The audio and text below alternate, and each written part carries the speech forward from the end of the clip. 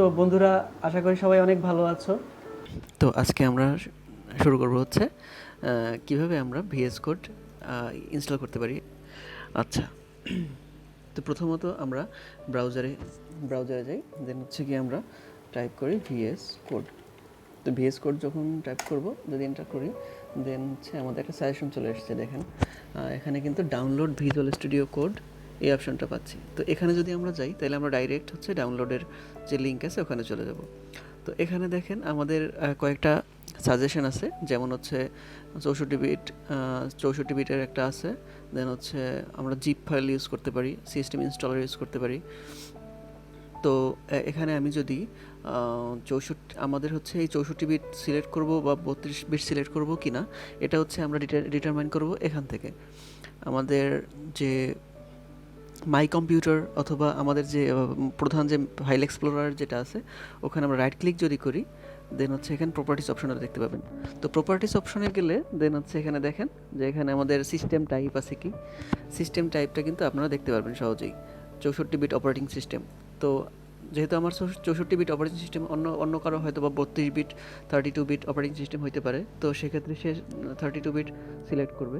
তো আমরা আবার ইয়েতে চলে যাই। তো এখান থেকে আমরা 64 বিট, সাধারণত যাদের 64 বিট থাকে তারা এখান থেকে চুজ করলেই তারা অটোমেটিকলি 64 বিট সিলেক্টেড থাকে। তো আমি ওখান থেকে অটোমেটিকলি সিলেক্ট করতেছি। তো এখানে যদি আমরা এখন উইন্ডোজ বাটনে ক্লিক করি, দেন দেখবেন যে এখানে কিন্তু আমাদের বলতেছে thank you for downloading VS code for Windows. Okay, তো আমরা এক ধাপ আগায় গেলাম। তো আমাদের ডাউনলোডটা স্টার্ট হবে আর কি। ওকে, তো এখানে দেখতে পাচ্ছেন যে আমাদের সেটআপটা ডাউনলোড হবে। আমি এখন লোকেশনটা একটু সিলেক্ট করে দিতেছি।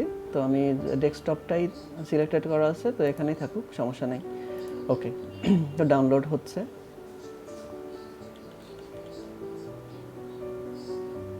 এখানে 54 মেগাবাইট টোটাল সাইজ আছে। ওকে, আমি হচ্ছে ভিডিওটা একটু পজ করে দিতেছি। তো আফটার ডাউনলোডেড, এই যে আমাদের কিন্তু ফোল্ডারে চলে আসছে। তো এখন আমরা এই যে ফোল্ডারের মধ্যে আমাদের ফাইলটা কিন্তু চলে আসছে। তো এখন আপনারা এখানে জাস্ট ডাবল ক্লিক করলে সে কিন্তু code is already installed on a system for all user, we recommend least installing that version, installing this one, are you sure? তার মানে হচ্ছে ও বলতেছে যে আমাদের সিস্টেমে একটা অলরেডি আছে। তো আমি যদি ইয়েস দেই, অ্যাকসেপ্ট দেই, দেন হচ্ছে ভিএস কোড দিলাম। তো এখানে যদি আমরা নেক্সট দেই, দেন এটা আসলো, দেন হচ্ছে আবার নেক্সট দিলে বলতেছে যে ক্রিয়েট এ ডেস্কটপ আইকন। তো আপনারা হচ্ছে এখানে সবগুলো আপনার টিক চিহ্ন দিয়ে দিবেন, যেমন হচ্ছে রেজিস্টার সাপোর্টেড ফাইল টাইপস, এটা দিবেন, এটা দিবেন, এটা দিবেন, এটা দিবেন, সবই দিয়ে দিলাম। দেন নেক্সট দিলাম, দেন হচ্ছে ইনস্টল দিলে ও কিন্তু ডিরেক্টলি ইনস্টল হয়ে যাবে। ওকে, তো এটা একদম কিন্তু ফুললি একদম ইজি একটা প্রসেস।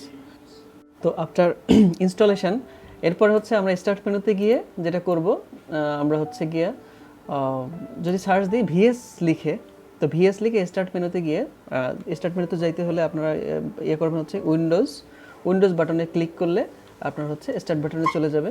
দেন হচ্ছে এখানে গিয়ে ভিএস লিখলে আপনারা ভিজুয়াল স্টুডিও লাইক হচ্ছে ভিএস, তো ভিজুয়াল স্টুডিও কোড ইয়ে করলে, প্রেস করলে দেন হচ্ছে সে কিন্তু একটা নতুন উইন্ডো আপনার জন্য দিয়ে দিবে এভাবে করে। তো এই যে নতুন একটা আনটাইটেল ফাইল দেওয়া আছে, তো এটা আমরা কেটে দিই। তো এই হচ্ছে কি আপনার ভিজুয়াল স্টুডিও কোডের কিন্তু ফার্স্ট লুক। তো এখান থেকে আপনারা আপনাদের প্রয়োজনীয় ফিচারগুলো আপনারা ইয়ে করে নিতে পারবেন, এনাবেল করে নিতে পারবেন, কোনটা আপনাদের লাগবে কোনটা আপনাদের লাগবে না। তো আমরা এখন যেহেতু সি শার্পের ডটনেট কোরের প্রজেক্ট করতেছি, তো এই ক্ষেত্রে হচ্ছে আমাদের কিছু জিনিস এক্সট্রা সেট আপ করতে হবে। লাইক হচ্ছে আপনার এখান থেকে আপনি এক্সটেনশনে গেলেন, এক্সটেনশনে গিয়ে সার্চ দেবেন হচ্ছে সি শার্প লিখে। তো সি শার্প লিখলে আপনি প্রথমেই যে এক্সটেনশনটা পাবেন, সেই এক্সটেনশনটা হচ্ছে একটু ইনস্টল করে নেবেন। তো এখানে আমার ইনস্টল করাই আছে, তো এখান থেকে ইনস্টল বাটন থাকবে, ওই ইনস্টল বাটনটা প্রেস করলে ইনস্টল হওয়া শুরু করবে। দেন এরপরে হচ্ছে আপনার একটা গুরুত্বপূর্ণ লাগবে বা এক্সটেনশন লাগবে, সি শার্প এক্সটেনশনস, এইটা হচ্ছে আপনি ইনস্টল করে নিতে পারেন। দেন এইটাও ইনস্টল করে নিতে পারেন, এটা আমি ইনস্টল করিনি, তো চাইলে আপনি করে নিতে পারেন ফরম্যাটের ফিক্সিংয়ের জন্য।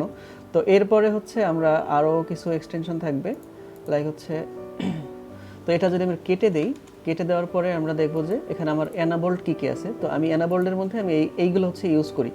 তো আমি এই জিনিসগুলো আপনাদেরকে সাজেস্ট করব, যেহেতু আমি .NET কোর অ্যাড রেফারেন্স, তো এইটা হচ্ছে আপনারা চাইলে ইউজ করতে পারেন।